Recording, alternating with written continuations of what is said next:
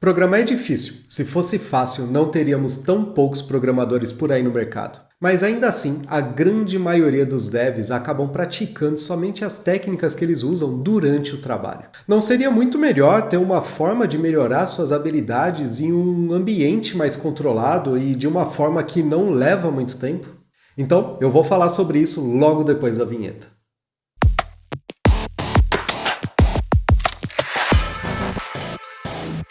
Quando um cirurgião precisa melhorar suas habilidades, ele participa de aulas e usa outros materiais para simular o corpo humano para praticar. Para isso, ele precisa dos equipamentos certos que não são tão fáceis assim de encontrar, mas ele pratica mesmo assim. Já quando um piloto de avião quer aprender um novo procedimento, treinar em um novo avião ou eliminar suas fraquezas, ele gasta várias horas no simulador. Bom, isso costuma custar bem caro e é patrocinado pelas empresas de aviação e, por conta disso, é uma atividade muito mais restrita. Já um fotógrafo, independente do nível de habilidade, quando quer evoluir, ele tira milhares de fotos e vai testando novos ângulos, iluminação, lentes e por aí vai. Mas e aí, e o programador? O que ele faz? Muitas vezes ele só estuda o que é passado lá dentro da empresa, no momento que ele está resolvendo algum problema específico. É como um piloto de avião estar aprendendo a pousar ali, naquele momento. Ou um cirurgião estar aprendendo a fazer aquela incisão mais difícil durante a cirurgia. Ou um fotógrafo estar testando aquela estratégia nova no seu casamento. Bom, não sei quanto a você, mas eu não gostaria de ter esse tipo de profissional trabalhando comigo nessas condições. Algumas empresas até dão algumas horas na semana para os desenvolvedores praticarem e testarem coisas novas.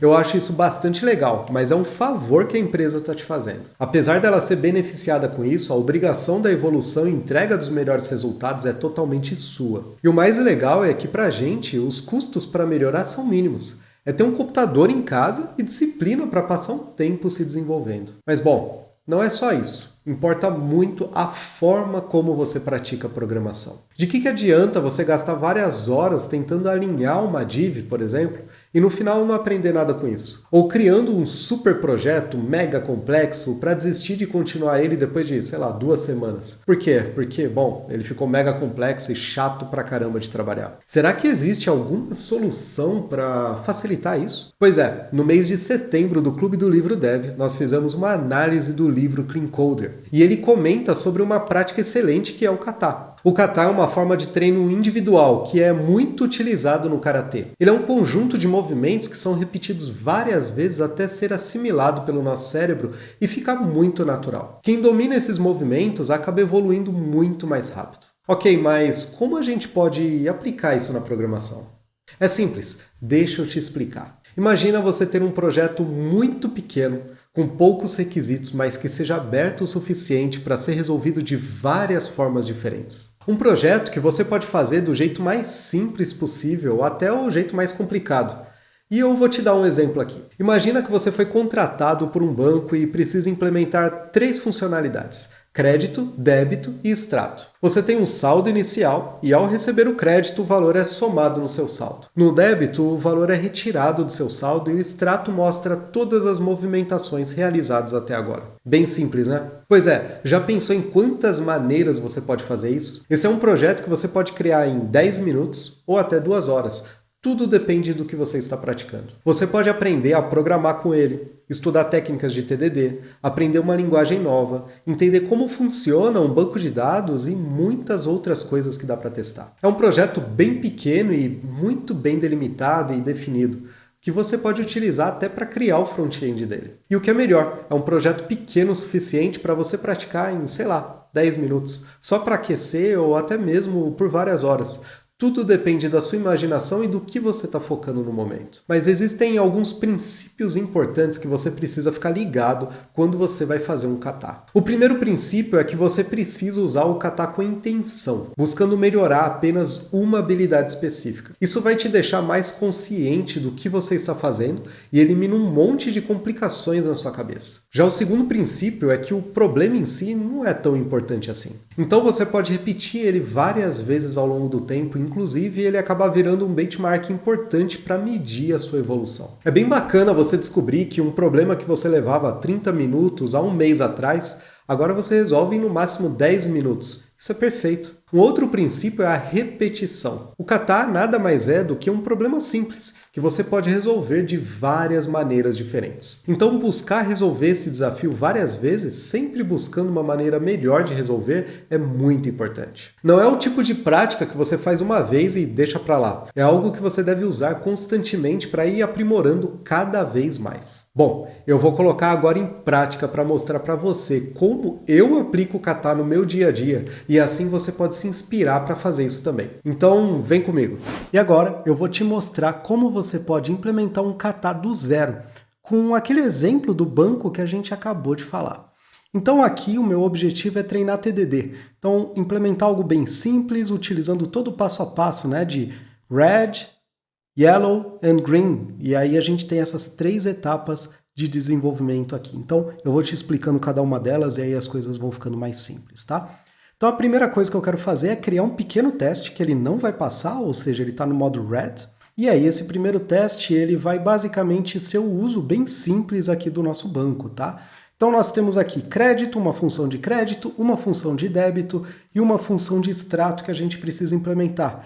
E no construtor da nossa classe, né, na inicialização do nosso banco, a gente precisa colocar o nosso saldo inicial. Então, eu vou criar aqui um simples teste onde eu vou colocar, por exemplo, a nossa função de débito, tá? Então, eu vou colocar aqui test, debit, validate, return, tá bom? Por que o validate return? Porque eu já pensei aqui que eu vou criar que quando é feita uma operação, a função ela já retorna qual é o saldo naquele momento, tá? Então eu vou fazer isso. Então, como é que vai ser? Como vai ser o uso dessa função de débito, né? Vou colocar aqui bank é igual a bank, aí eu tenho que colocar aqui meu valor, meu saldo inicial, tá?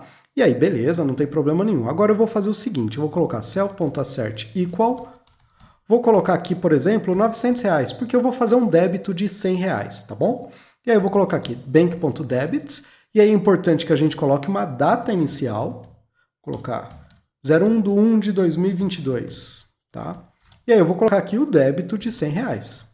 Beleza, legal, né? Então a gente já pode sair implementando? Não, antes a gente precisa executar o teste para confirmar que aquilo que a gente acabou de criar realmente não está passando. Então, vou mandar executar e pronto, olha só, ele não passou. Ótimo, isso é bom. Agora a gente implementa o código o mínimo possível para fazer com que esse código realmente passe, tá?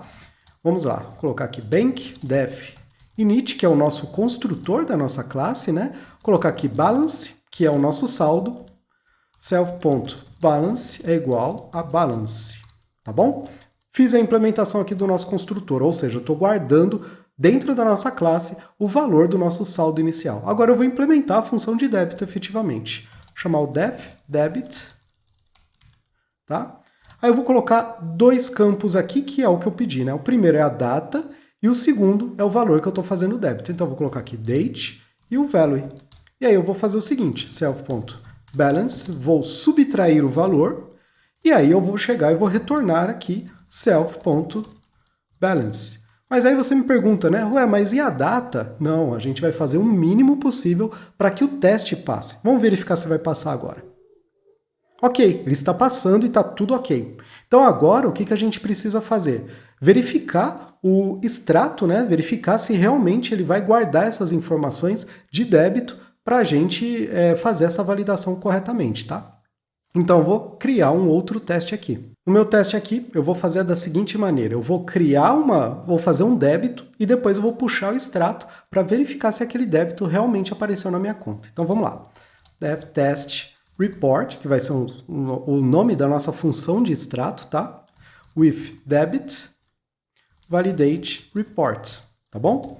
Então eu vou criar aqui, vou até copiar esse código aqui, vou fazer um débito, debit, colocar aqui a data 01/1 de 2022, ok? E vou colocar aqui o valor de R$100 também. E aí o que eu preciso fazer? Verificar se no meu relatório, no primeiro item, na data dele vai estar correto e também o balanço dele vai estar correto, o tipo dele vai estar correto, fazer todas as validações necessárias, tá? Em algumas literaturas ele fala para cada caso de teste ter um assert e por aí vai, mas não é isso que eu vou implementar agora, porque senão vai ficar muita coisa. Então, vamos lá. Self.assert equal, vou colocar a data aqui, 01/1 de 2022, tá? E aí eu coloco aqui bank.report, passar aqui 0, porque é o primeiro item da minha lista, né? E aí eu vou colocar aqui date, tá bom? Vou fazer a mesma coisa com todos os outros. Colocar aqui 100, que é o meu valor, né? Então vou colocar aqui value. Depois eu vou colocar o type, que vai ser debit. Por quê? Porque se eu colocar na lista direto, colocar crédito e débito diretamente, eu não vou conseguir diferenciar um do outro. Então tudo vai parecer a mesma coisa, não vai dar para poder ou debitar ou creditar, enfim. Então o que eu posso fazer? Uma forma que você poderia fazer é colocar menos no caso de débito, mas aqui neste exemplo aqui eu vou deixar desta forma. Pode ser até uma otimização futura, tá bom? Então vou colocar aqui o type. Legal. Vou executar esse teste aqui. E olha só, ele deu erro. Agora o nosso objetivo é o quê? É fazer com que esse teste passe. E para fazer isso, a gente precisa implementar efetivamente a função report. Então vamos lá. Def report. E aí o que eu vou ter que fazer? Vou retornar self.report. Só que esta variável ainda não existe. Então vamos criar esta variável. Self.report é igual a isso daqui. Ok, mas nós temos um problema. A gente ainda não está adicionando as informações necessárias. Então, executando ainda, obviamente os testes não vão passar. E quando é que a gente adiciona? É exatamente na hora que for feito um débito. Então, o que a gente vai fazer aqui? Self.report, tá? .append, que ele é uma lista, né? Então, o que eu vou fazer? Eu vou adicionar nessa lista um dicionário aqui, onde eu vou ter a data, tá? Date, o valor, value, o balanço nesse momento, né? O saldo nesse momento, balance, self.balance, e depois o tipo, que neste caso aqui é débito, tá? Então pronto, executei isso. Vamos verificar aqui. Ah, eu esqueci de verificar o balanço, né? Qual foi o saldo naquele momento. Então já vou fazer isso daqui. Vou colocar aqui R$900 e aqui balance. Ótimo. A gente executa e pronto. Nossos testes estão passando com sucesso. Então a gente já fez aqui a parte de débito, só que agora está faltando, obviamente, o crédito. E a gente vai implementar. Mas antes, a gente precisa implementar os testes, né? Então a gente implementa aqui dev test, credit. E aí, obviamente, agora a gente vai fazer a mesma coisa que a gente fez no débito, só que chamando o crédito.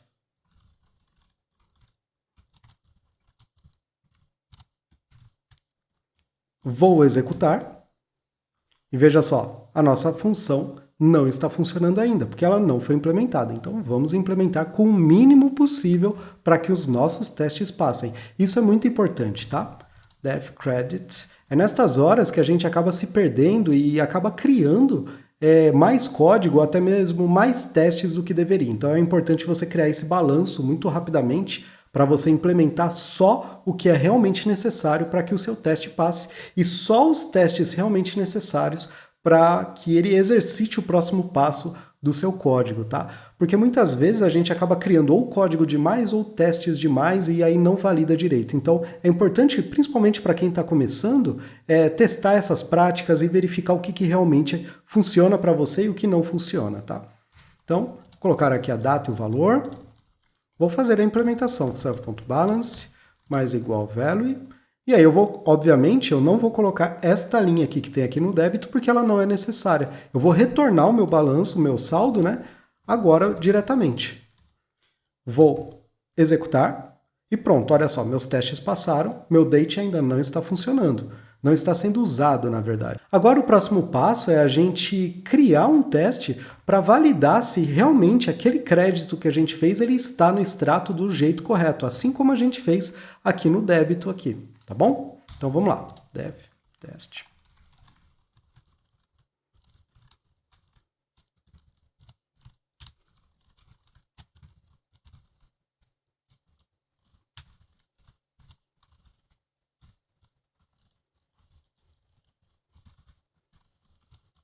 Pronto, implementamos aqui o relatório. Vamos executar novamente os testes e, obviamente, eles não vão passar. Por quê? Porque a gente não implementou aqui para adicionar dentro do nosso extrato as informações da transação que acabou de acontecer. Então a gente vai fazer isso agora.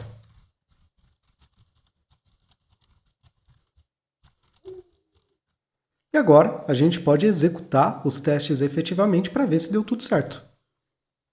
E pronto, a gente tem aqui a nossa funcionalidade totalmente ok, tudo funcionando muito bem feito. E a gente pode criar outros testes aqui para garantir que está tudo realmente de acordo com as restrições do cliente, tá?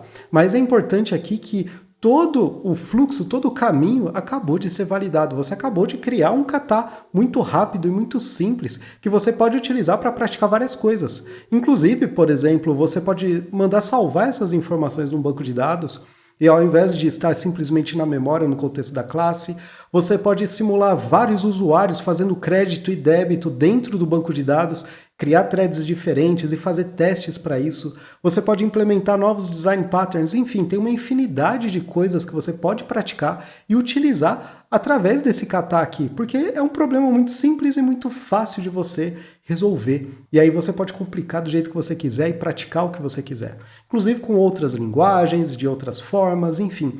Existem inúmeras formas de resolver esse mesmo problema e isso é o que faz o kata ser tão legal. E aí é importante também você olhar a forma como você está resolvendo, o tempo que você está resolvendo, a qualidade dele. Talvez valha a pena você verificar a cobertura dos seus testes, enfim, tudo o que você quer praticar é possível você aplicar dentro de um kata. E existe uma infinidade de katas que você pode aplicar hoje mesmo. Eu sugiro que você escolha poucos, mas que você vai repetindo eles ao longo do tempo, porque isso ajuda muito. E eu vou deixar aqui na descrição alguns sites muito bons que tem um banco de katas que você pode utilizar para aplicar e utilizar no seu dia a dia. Tudo bem?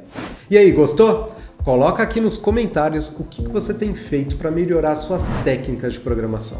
Não esquece de curtir esse vídeo e se inscrever nesse canal para receber outras dicas de como se tornar um dev muito mais valorizado e se divertir no processo. Então, até mais!